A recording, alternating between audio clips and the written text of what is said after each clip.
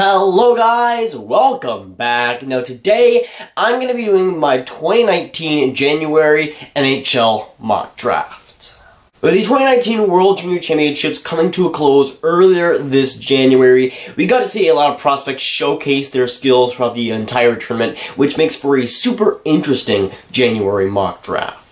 Now this January mock draft is also very interesting because this is the halfway point for a lot of these prospects and for a lot of these leagues. This January mock draft basically marks the halfway point of the season, and of course for a lot of these prospects right after the World Juniors, the next big event will be the draft. And of course with only a few months leading up to it, we'll get to see a lot of effort from these prospects to make their case.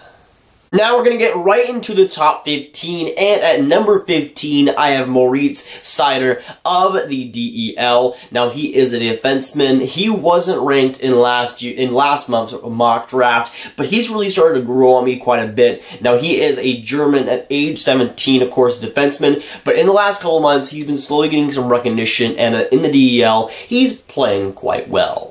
Now, so far in the DEL, he's played 24 games, has gotten 1 goal, 3 assists for 4 points, and while it's not fantastic offensively, I think he's more known as a defensive guy, but he does a lot of stuff that doesn't necessarily put points on the board, and of course, playing against adults, he's playing against high competition. But in the World Juniors course with Team Germany, they were in the D1 competition. In that, he played 5 games, but got 1 goal, 6 assists for 7 points, and as a defenseman, that's very solid. Granted, that World Junior Championship competition for him, and of course in that D1 tournament, is much less talented than the DEL, but he's still been able to do so very solidly in the DEL, and when it comes to his advanced stats as a prospect, he does a lot of stuff that you don't necessarily think of. He does a lot of stuff that doesn't necessarily translate to points, and I think we're going to start to see the recognition of Seider really grow in the next couple of months, because while he's not getting the points on the board like guys like Kokien or guys like Byram, he is still able to play well defensively and still holding up his own offensively in a pretty great men's league. At number 14, I have Bryan Suzuki. He is a center in the OHL. He dropped 3 spots from last month. He's a Canadian at age 17, and of course, most notably, he is the brother of Nick Suzuki, but Bryan Suzuki is still a very, very good, solid prospect in his own right. Now, so far in the OHL, he's played very, very well up to this point. He's played 37 games, he's gotten 12 goals, 20 assists for 40 points. Now, he's slowed down a little bit offensively from last month. I think he was a little bit better than that, his production right now, but he's still playing well on a pretty okay team in Barrie. But with Bryan Suzuki, he's a very solid prospect. He's one of the more well-rounded players in this draft. The defense, I think his IQ defensively is one of the best you'll see from forwards in this draft, especially, and his offense is not bad either. In the OHL, he's been getting a little bit unlucky from what I've heard, and even though he isn't an offensive specialist, he does a lot of great stuff and different stuff in the game, and of course, he has solid offensive capabilities to boot. At number 13, I have Nico Kocien. He is a defenseman in the Liga. He has dropped 4 spots from last month, though. He's a Finnish player at age 17, and in the Liga so far, he had an amazing start, racking up a ton of points and playing really well. But in the last month or so, he's been starting to fall off just a little bit, at least point production-wise. And while, of course, he's still playing regular minutes in the Liga, I just want a little bit more from him right now. But so far, he's played 34 games, has gotten 1 goal, 11 assists for 12 points, and that's pretty solid for a defenseman especially. He was at an amazing rate earlier in the year, but he started to teeter off a little bit, which is to be expected because he was scoring on ludicrous rates earlier in the year, but still at this point, I still have him pretty highly ranked. I do like the guy, and I think he will turn out pretty solidly. I just had to bump him down a little bit because, well, his points weren't as good as they were before. At number 12, I have Vitali Podkolzin. He is a right winger in the MHL. He has gone up 3 spots from last month, and of course he's a Russian forward at age 17. He is primarily in the MHL, but he's going on a ton of different leagues this season. But so far in the MHL, he's played 10 games, gotten 5 goals, 2 assists for 7 points. So far in the with the World Junior Championships, he was on Team Russia. He had a pretty prominent role with Team Russia, and in 7 games, he was able to put up 3 assists for 3 points.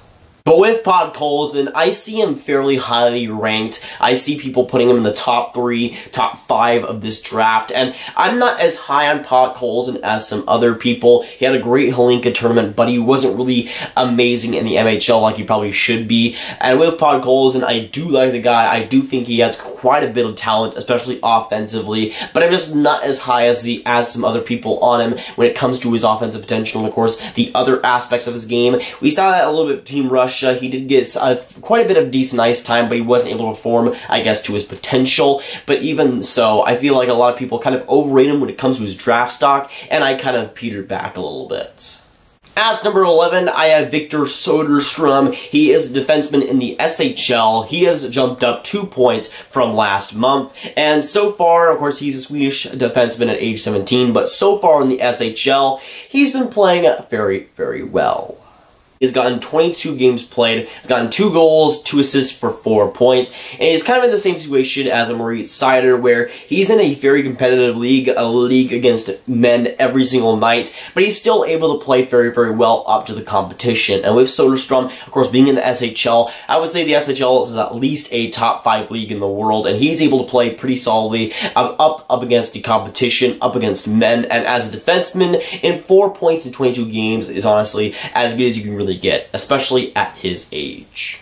Starting in the top 10, at number 10, I have Peyton Krebs. He is a left winger in the WHL. He has jumped up 4 spots from last month. He is a Canadian at age 17, and so far in the WHL, he's in a very, very solid season, especially in the last month, where he is beginning to tear it up. Now, so far in the WHL, he has played 38 games, has gotten 14 goals, 33 assists for 47 points. And that's very, very good by itself. But when you realize that Peyton Krebs is playing with the Kootenay Ice, who are currently the second last team in the WHL, that makes those numbers even more impressive. And Peyton Krebs was just named the captain for the Kootenay Ice, I think, last month. He was one of the best players in the WHL in the month of December, and as a 17-year-old, that is amazing to do, but he's just been on an absolute tear. And while I'm not the biggest fan of Peyton Krebs, he has been proving himself as a very, very good prospect and one of the best in the WHL, and even being on the bad team, he's still been able to rack up the points. Heading on over to number 9, and at number 9, I have Arthur Kaliyev. He is a left winger in the OHL. He has jumped up 1 spot from last month's rankings. He is American at age 17, and he has already dominated the OHL so far this season, and in the last month, he's just continued to do his thing. So far this OHL season, Arthur Kaliyev has played 40 OHL games. He's gotten 31 goals, 32 assists for 63 points, and he's just been continuing to dominate in the OHL, and racking up a lot of points, racking up a lot of style points, obviously, and he's in a pretty decent team in the Hamilton Bulldogs. Last time I checked, they're a pretty decent team, but Kaliyev has been one of the main reasons why he's been so good so far in the OHL, and he's really been one of the most important guys in the OHL. He's really fitting in, especially in that league, and for a player that young, he is able to get so many points, it is kind of crazy. And with Arthur Kaliyev, I'm not the biggest fan of him when it comes to his points. You can't deny how good he's been. I'm not the biggest fan, though, of his overall game, and that's why he's kind of lower than he probably should be, but with me, I still need to see a little bit more of him before he maybe makes the top 5, but right now, I still see him as a pretty decent prospect, and number 9 is certainly not bad at all. At number 8, I have Matthew Baldy. He is a left winger in the U.S. Development League. He has dropped 2 spots from last month's rankings, but he's still been playing fairly well. He is American at age 17, and in the USDP so far, while I think he has mixed Jack Hughes a little bit, he's still been able to produce very solidly in his own right, and he still has very good stats to his name.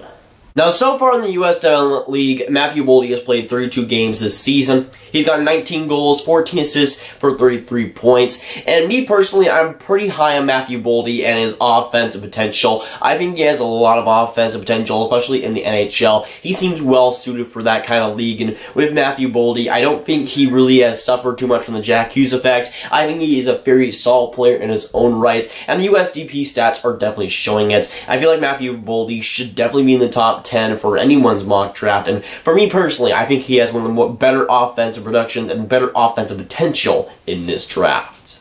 At number 7, I have Bowen Byram. He is a defenseman in the WHL. He has moved 0 spots from last month, and so far in the WHL, he has really just stayed consistent. He hasn't really warranted to go up or down either. He's just stayed at the same solid production.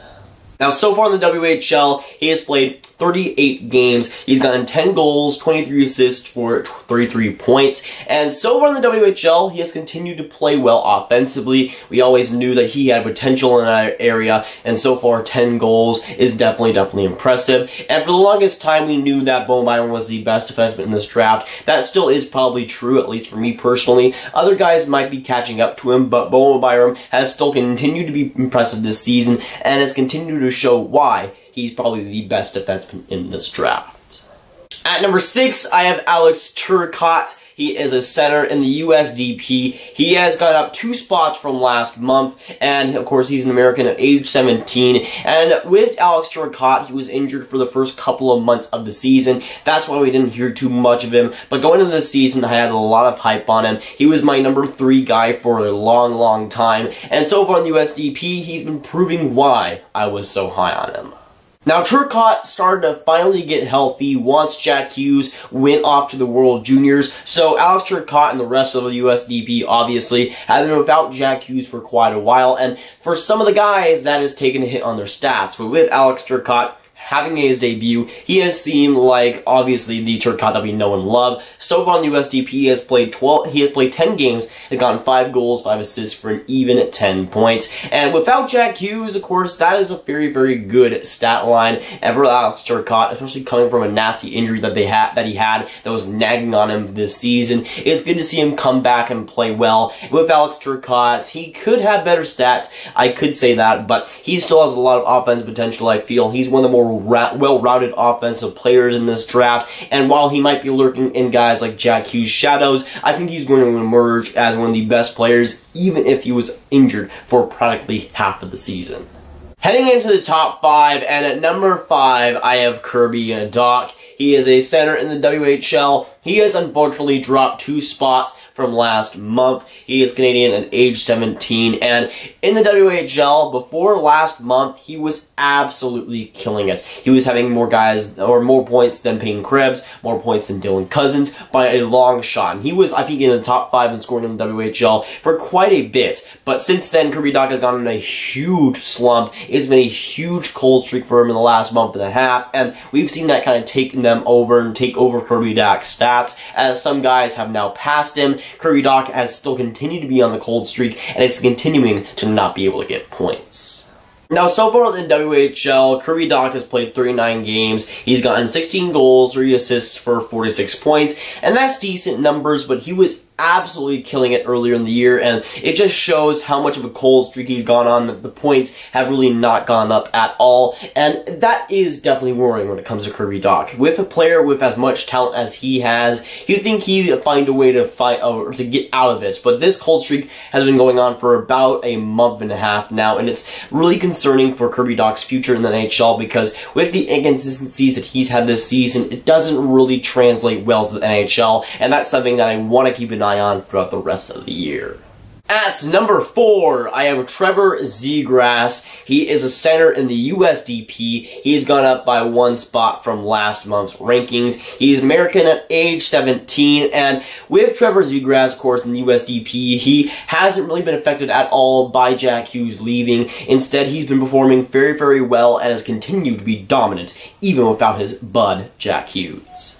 So far in the USDP, Trevor Z Grass has played 31 games. He's gotten 13 goals, 32 assists for 45 points, and a lot of those points have come without Jack Hughes. Trevor Z Grass, of course, being the center and probably being the second center on most nights there. Trevor Z Grass has to always perform and play well under Jack Hughes' shadow, and that's what he's been doing well throughout the whole season now. And even though Jack Hughes, of course, has better stats, has been playing just a little bit better, Trevor Z Grass has been great on his own rights, and I think deserves a lot more credit than he actually gets. And while Jack Hughes is most likely going to be number 1 and is going to get a lot of spotlight taken away in the USDP, Trevor Z Grass will likely be a guy to keep an eye on, because I wouldn't be surprised if he ends up being a superstar too. Heading on into the top 3, and at number 3, I have Dylan Cozens. He is a center at the WHL. He has gone up 1 spot from last month's rankings, and Dylan Cozens has really started to play well in the last couple of months. He got off to a little bit more of a slower start than I think people were expecting. I was still pretty high on him, but in the last month, he's been continuing to tear it up and really play well. He is a Canadian at age 17 in the WHL. Again, he's been dominant over the last few weeks. Now, so far in the WHL, he has played 39 games, has gotten 23 goals, 32 assists for 55 points, and with Dylan Cozens, I've always been pretty high on him as a center. I usually do prefer Kirby Doc, but right now, Dylan Cozens has been really playing well in the last few weeks, and really continuing to make a name for himself. And while Kirby Doc and Dylan Cozens will be a big debate leading up to the draft, Dylan Cozens is a very fantastic player in his own right, and in the WHL, he's really starting to prove that. Now, heading on to the top 2, and this is where, of course, most of you guys are coming for, whether I prefer Kakko or Jack Hughes. And again, like I said in yesterday's video, I feel like this could go either way. But at number 2, I have Kakko. He is a center/right winger in the Liga for TPS. He has gone up none spots. He has moved no spots from last month. Of course, a Finnish player at age 17 was able to get the golden goal for Team Finland to win in the World Juniors. And of course, the debate between Kakko and Jack Hughes is really one of the biggest debates right now. Personally, I have Kakko number 2. Now, so far in the Liga, Kakko has been very solid. He's played 27 games, gotten 9 goals, 11 assists for 20 points. And in the Liga, that's amazing for forwards. He's been able to put up point production and similar goal rates to guys like Patrick Wylie and Sebastian Aho. He's been really fantastic. And with Kakko, he's made a name for himself, of course, being great in the World Juniors with Team Finland, and of course, making a name for himself getting the golden goal. And in those World Juniors, he played 7 games, getting 2 points, 3 assists for 5, or 2 goals, 3 assists for 5 points. He's been able to play very well so far this season, and of course, I think he deserves to be top 2 in anybody's list. Speaking of Jack Hughes, at number 1 for my January mock draft, I have Jack Hughes. He has really no introduction. You guys know what he is, but of course he is a center in the USDP. He has gone no spots from last month. He is American at age 17, and as you guys know, he has killed it so far in the USDP. He so far has played 25 games in the USDP, has gotten 10 goals, 3 assists for 48 points. In the World Juniors, he was able to play 4 games for Team USA and get 4 assists for 4 points.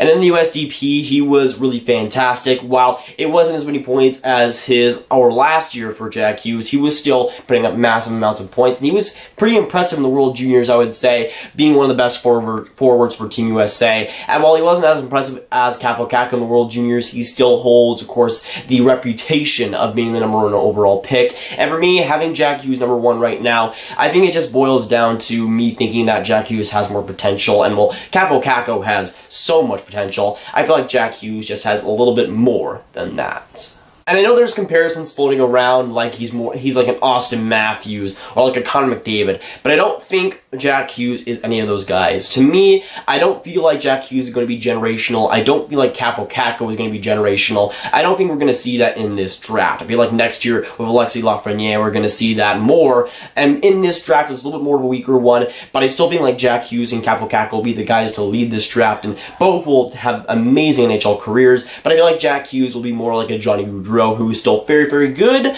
but not a top 5 player. But again, that is no knock on Kakko. Kakko is an amazing prospect and will be one of the best players coming out of this draft, but I feel like Jack Hughes just has the little bit of edge on him, even if it is close. But with this video, I want to hear your guys' thoughts down in the comments down below. So let me know what you think about my top 15 player or top 15 prospects. Do you disagree with any of them? Do you agree with any of them? And of course, down in the comments, let me know your top 15 prospects. But if you guys want some more grab videos, you can watch this video where I do my December NHL mock draft. But that is going for today, guys. If you guys did enjoy, make sure you like, subscribe, and hit the notification bell if you haven't already. Again, comment down below your thoughts on my top 15 and your top 15 prospects. And I'll see you guys in the next video or stream. Goodbye.